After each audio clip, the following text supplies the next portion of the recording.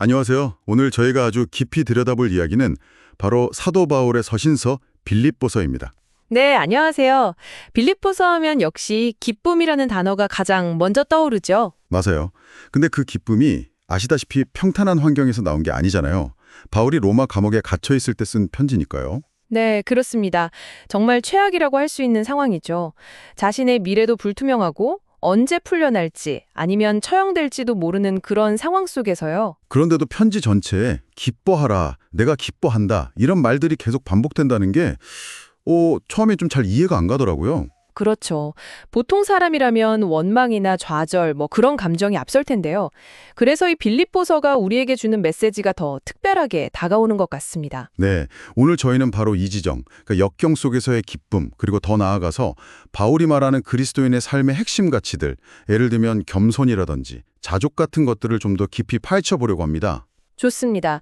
이 이야기를 통해 어쩌면 지금 여러 어려움 가운데 계신 분들이나 또 삶의 가치관에 대해 고민하는 분들께 어떤 새로운 관점이나 작은 위로라도 들을 수 있지 않을까 기대해 봅니다. 자, 그럼 본론으로 들어가서요. 첫 번째로 살펴볼 부분 빌립보서 1장인데요. 여기서 바울은 자기가 감옥에 갇힌 일이 오히려 복음 전파에 더 도움이 되었다고 말하면서 기뻐해요. 이게 참 놀랍지 않나요? 정말 놀라운 관점이죠. 보통은 자기의 활동이 제약되면 이제 복음 전하는 일은 좀 어려워지겠구나 이렇게 생각하기 쉬운데요. 그렇죠. 그런데 바울은 정반대예요. 자기가 갇힌 것 때문에 시위대 안의 사람들, 그러니까 로마 황제를 호위하는 병사들에게까지 복음이 전해졌다고 하고요. 네, 맞습니다. 그리고 또 하나는 바울이 갇힌 것을 보고 다른 형제들이 오히려 더 담대해져서 겁없이 하나님의 말씀을 전하게 되었다는 거예요. 그러니까 바울의 고난이 다른 사람들에게는 일종의 용기를 주는 계기가 되었다. 뭐 그런 거네요. 네, 그런 셈이죠. 바울이라는 사람이 저렇게 어려운 상황에서도 믿음을 지키고 복음을 확신하는 모습을 보면서 저 복음은 진짜구나 하는 확신을 얻고 더 용감하게 나선 거죠. 그렇군요. 근데 더 놀라운 건 그 다음 부분이에요. 어떤 사람들은 순수한 마음으로 복음을 전하는 게 아니라 뭐랄까 질투나 경쟁심 같은 걸로 바울이 없을 때 자기 영향력을 키우려고 복음을 전하기도 했다는 거죠. 네, 그런 사람들이 있었죠. 바울의 사도적 권위에 도전하거나 아니면 바울을 좀 더 괴롭게 하려는 그런 의도를 가진 사람들도 있었던 것 같아요. 그런데 바울의 반응이 정말 의외예요.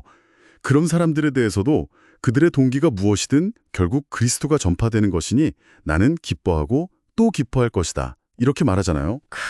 정말 대단한 지점이죠.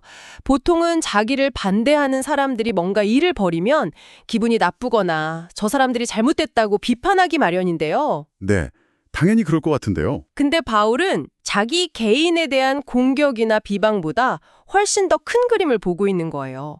바로 그리스도가 전파되는 것. 이게 가장 중요한 목표라는 거죠. 그러니까 그 방법이 좀 잘못됐거나 동기가 순수하지 못하더라도 어쨌든 결과적으로 더 많은 사람들이 그리스도에 대해 듣게 된다면 그것만으로도 감사하고 기뻐할 수 있다는 거예요. 이게 목적이 수단을 정당화한다. 그런 의미는 아니겠죠? 그건 절대 아니죠. 바울이 그들의 잘못된 동기를 온유하는 건 아니에요. 다만 그런 상황 속에서도 하나님께서는 당신의 선한 목적, 즉 복음 전파를 이루어 가신다는 믿음이 있었던 거죠. 그리고 그 결과 자체에 초점을 맞추며 기뻐하는 굉장히 성숙한 신앙의 태도를 보여주는 겁니다. 와, 정말 관점의 전환이네요. 내 상황이나 감정보다 더 큰 목적에 집중하는 것. 이게 어쩌면 고난 속에서도 기뻐할 수 있는 첫 번째 비결일 수도 있겠다는 생각이 듭니다. 네, 충분히 그럴 수 있습니다. 우리의 시야가 나에게만 갇혀 있으면 작은 어려움에도 쉽게 좌절하지만 더 큰 그림, 예를 들어 하나님의 계획이나 공동체의 유익 같은 것을 보면 상황을 다르게 해석할 힘이 생기는 것 같아요. 그렇죠. 여러분의 삶에서도 혹시 정말 힘들고 어려운 상황이었는데 지나고 보니 그게 오히려 예상치 못한 좋은 결과를 가져왔던 경험은 없으신가요? 한번 떠올려 보셔도 좋을 것 같아요. 네, 좋은 질문입니다. 자, 다음으로 넘어가서 빌립보서 2장인데요. 여기서는 아주 유명한 권면이 나오죠. 너희 안에 이 마음을 품으라 곧 그리스도 예수의 마음이니. 그러면서 예수님의 그 엄청난 겸손에 대해 이야기합니다. 네, 흔히 그리스도 찬가라고 불리는 부분이죠. 2장 5절부터 11절까지인데요. 기독교 신앙의 핵심 교리 중 하나인 예수님의 속육신과 낮아지심 그리고 높아지심을 아주 아름다운 시적인 형태로 노래하고 있습니다. 맞아요. 그는 근본 하나님의 본체시나 하나님과 동등됨을 취할 것으로 여기지 아니하시고 오히려 자기를 비워 종의 형체를 가지사 사람들과 같이 되셨고 이 구절이요? 네, 여기서 하나님의 본체, morpheitheu라는 말은 예수님이 본질적으로 완전한 하나님이시라는 뜻이죠. 그런데 그분은 그 신적인 권리나 영광을 당연하게 붙잡고 누리려고 하지 않으셨다는 거예요. 자기를 비우어. 이 표현이 참 강렬해요. 이걸 신학용어로는 케노시스라고 부른다고 들었어요. 맞습니다. 케노시스, 자기 비움.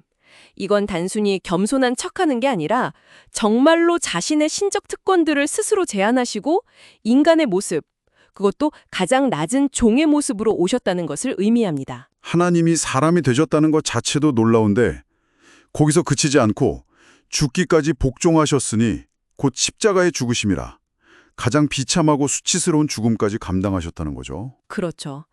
당시 십자가형은 로마 시민에게는 적용되지 않는 가장 극악한 죄수들에게나 내리는 형벌이었거든요. 예수님은 그야말로 가장 낮은 자리까지 내려가신 겁니다. 스스로를 완전히 낮추신 거죠. 근데 바울이 이 엄청난 예수님의 겸손 이야기를 왜 여기서 하는 걸까요? 빌립보 교회에 뭔가 문제가 있었던 건가요? 네, 그런 배경이 있습니다. 빌립보 교회가 전반적으로는 건강한 교회였지만 내부적으로 약간의 다툼이나 분열의 조짐이 있었던 것 같아요. 특히 4장에 가면 유오디아와 순두계라는 여성 지도자들 사이의 갈등이 언급되기도 하고요. 아, 그래서 바울이 다툼이나 허영으로 하지 말고 오직 겸손한 마음으로 각각 자기보다 남을 낮게 여기라고 권면하면서 그 최고의 본보기로 예수님의 자기 비움, 케노시스를 제시하는 거군요. 정확합니다. 너희 안에 계신 그리스도의 마음, 그 지극한 겸손과 자기 희생적인 사랑을 본받아서 서로 다투지 말고 하나가 되라는 강력한 메시지인 거죠. 이건 뭐 교회 공동체뿐만 아니라 모든 인간관계에 적용될 수 있는 이야기 같아요. 사실 우리 대부분은 자기 주장 내세우고 남보다 높아지려고 하고 그런 본성이 있잖아요. 그렇죠. 다툼과 경쟁, 시기심은 어디에나 있죠. 그런데 바울은 그런 세상적인 방식 대신에 오히려 자기를 낮추고 남을 섬기는 것이 그리스도를 따르는 길이고 진정한 의미의 높아짐으로 이어진다고 말하는 겁니다. 예수님이 죽기까지 복종하심으로 하나님이 그를 지극히 높여 모든 이름 위에 뛰어난 이름을 주셨듯이 말이죠. 와, 나를 비워서 남을 섬기는 것이 결국 가장 높아지는 길이다. 정말 역설적이면서도 깊은 진리네요. 우리 삶에서 이 케노시스를 실천한다는 건 구체적으로 어떤 모습일지 고민하게 됩니다. 네, 아주 중요한 질문이죠. 단순히 참고 양보하는 수준을 넘어서 정말 상대방의 유익을 위해 나의 권리나 자존심까지도 내려놓을 수 있는 그런 마음. 쉽지는 않겠지만 그리스도의 마음을 품는다는 건 바로 그런 방향을 향해 나아가는 것이겠죠. 네, 그렇군요. 자, 이제 빌립보서 3장으로 넘어가 보겠습니다. 여기서는 바울의 개인적인 간증이 아주 강렬하게 드러나는데요. 이전에 자신이 그토록 자랑스럽게 여겼던 모든 것들을 이제는 그리스도를 아는 지식에 비하면 해로운 것, 심지어 배설물로 여긴다고 고백하잖아요. 네, 3장은 정말 바울의 인생관과 가치관이 어떻게 완전히 뒤바뀌었는지를 극명하게 보여주는 부분입니다. 바울이 여기서 열거하는 자랑거리들이라는 게 당시 유대 사회에서는 정말 대단한 스펙들이었죠. 그렇죠. 자신이 8일 만에 할례를 받았고 이스라엘 족속이고 베냐민 지파이며 히브리인 중에 히브리인이라고 말하죠.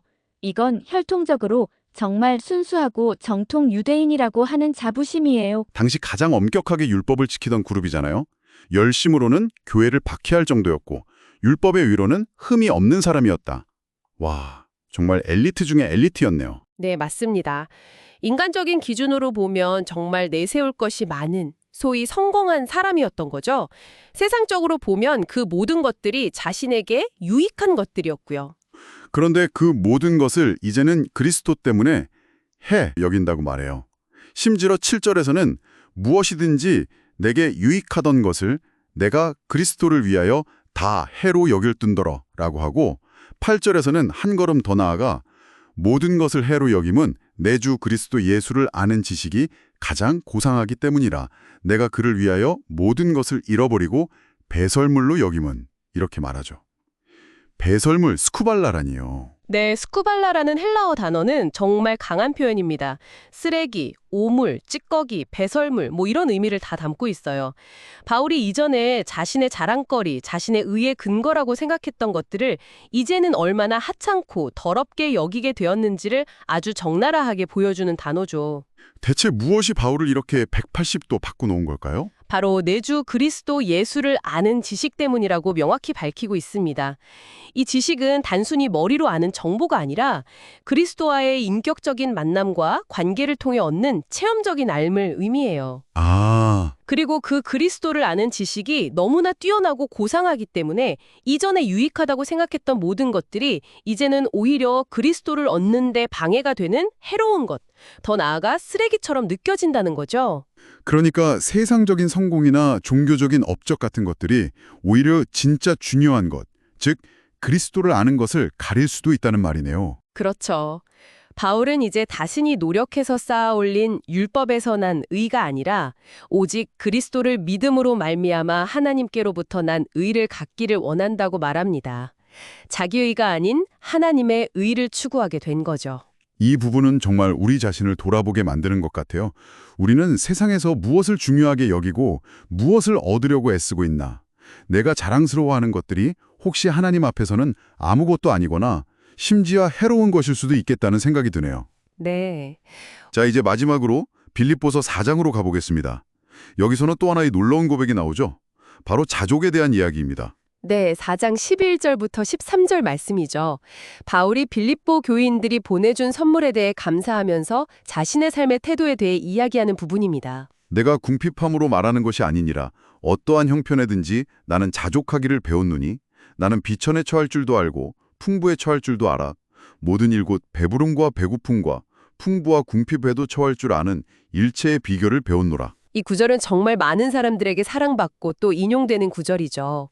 어떠한 형편에든지 자족하기를 배웠다. 네. 근데 이게 말이 쉽지 실제로는 정말 어려운 일이잖아요. 우리는 보통 상황에 따라 기분이 오르락내리락하고 남들과 비교하면서 불행해지기도 하고요.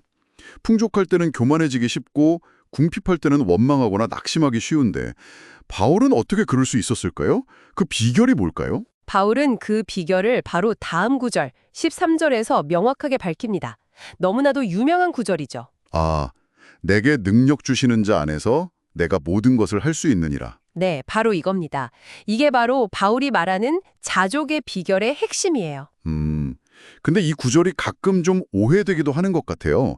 마치 내가 원하는 건 뭐든지 할 수 있게 해주는 어떤 마법 주문처럼 생각하는 경우도 있고요. 그렇죠. 이 구절은 내가 슈퍼맨처럼 뭐든지 다 할 수 있다는 의미라기보다는 문맥 속에서 이해해야 합니다. 바로 앞 구절에서 말한 것처럼 어떠한 형편에서든지, 즉 비천에 처하든 풍부에 처하든 배고프든 배부르든 궁핍하든 풍요롭든 그 모든 상황 속에서 만족하고 견뎌낼 수 있는 힘을 그리스도께서 주신다는 의미입니다. 아, 그러니까 환경을 바꾸는 능력이 아니라 환경에 상관없이 만족하고 이겨낼 수 있는 내적인 힘을 의미하는 거군요. 정확합니다. 바울은 실제로 엄청난 고난과 역경을 겪었잖아요. 매도 맞고 굶주리고 배가 파손하기도 하고 정말 인간이 겪을 수 있는 온갖 어려움을 다 겪었죠. 하지만 그런 외부적인 환경이 그의 내면의 평화와 만족을 빼앗지는 못했다는 거예요. 왜냐하면 그의 만족의 근원이 환경이 아니라 그에게 힘을 주시는 그리스도께 있었기 때문이죠. 와, 정말 대단한 경지네요. 환경에 지배령하는 것이 아니라 환경을 초월하는 내적인 자유를 누렸던 거군요. 네, 그래서 바울은 빌립보 교인들의 선물에 감사하면서도 내가 꼭 필요해서 구하는 건 아니다. 나는 이미 어떤 상황에서도 괜찮은 법을 배웠다라고 말할 수 있었던 거죠. 그의 감사는 물질적인 필요가 채워졌기 때문만이 아니라 그들의 사랑과 동역에 대한 감사였던 겁니다. 이 자족의 비결은 오늘날 물질주의와 끊임없는 경쟁 속에서 살아가는 우리에게 정말 필요한 지혜인 것 같아요. 뭔가 더 가져야 행복하고 더 높아져야 만족할 수 있다고 생각하기 쉬운데 바울은 전혀 다른 길을 보여주네요. 그렇죠. 진정한 만족은 소유나 성취 혹은 환경에 달려있는 것이 아니라 그리스도와의 관계 안에서 그분이 주시는 힘 안에서 발견될 수 있다는 것. 이것이 빌립보서 4장이 우리에게 주는 강력한 메시지입니다. 네. 여러분은 어떠신가요? 지금 처한 환경과 상관없이 마음의 평안과 만족을 드리고 계신가요? 아니면 여전히 외부 조건에 따라 행복과 불행이 좌우되고 있나요? 이 바울의 고백이 우리의 삶을 돌아보는 거울이 되어줄 수 있을 것 같습니다. 네, 맞습니다. 오늘 이렇게 빌립보서 강의 내용을 쭉 훑어보면서 사도 바울이라는 인물의 위대함과 그가 전하는 메시지의 깊이를 다시 한번 느끼게 됩니다. 감옥이라는 절망적인 상황 속에서도 기쁨을 노래하고 최고의 가치이신 그리스도를 위해 모든 것을 버리고 어떤 형편에서든 자족하는 법을 배웠다는 그의 삶은 정말 놀랍고 감동적입니다. 네, 그렇죠. 빌립보서는 열고 우리에게 무엇을 바라보며 살 것인가라는 근본적인 질문을 던지고 있다고 생각합니다.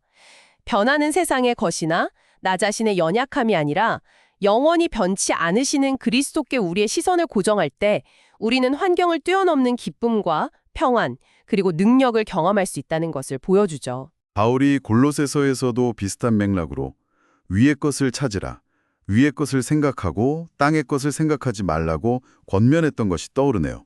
맞습니다.